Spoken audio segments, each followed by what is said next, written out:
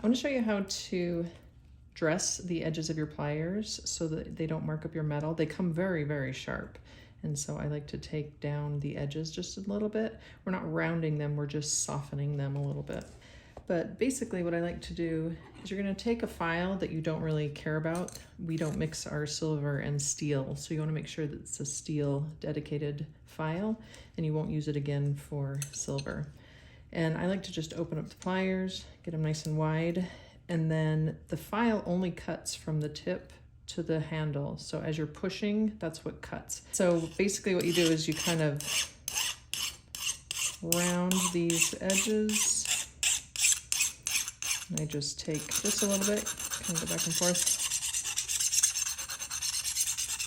I also like to take just a smidge of that end off.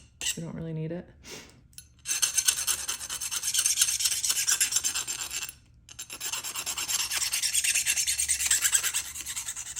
And notice I'm going from the flat part all the way over to the flat part because you want it to be a continuous curve. You don't want it to have another little edge that causes problems later or marks up your silver.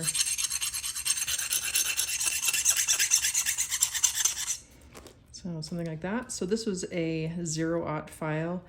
I personally like to use fingernail files, but you can also use different grits. 20, and then you can go up to like a 3, 20, and then up to a 400 to smooth this out. I like to buy fingernail files that are actually 180 and 220 on them, just because I like to hold on to them a little nicer. So you can go 220 next.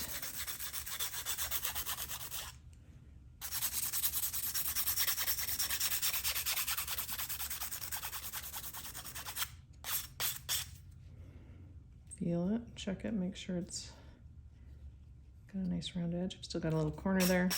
Take off that corner. It's better. Now I'm going to flip it over, do the 220.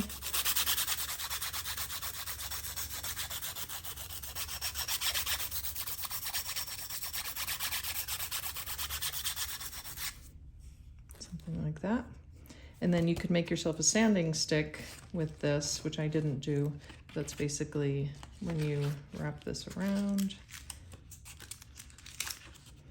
And then I'm just going to do it around my file, but you can do this around a wood dowel. You take this, and do the 400 now.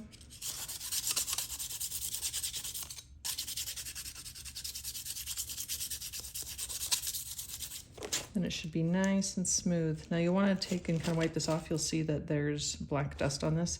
So you want to make sure you clean it off before you use it on your jewelry.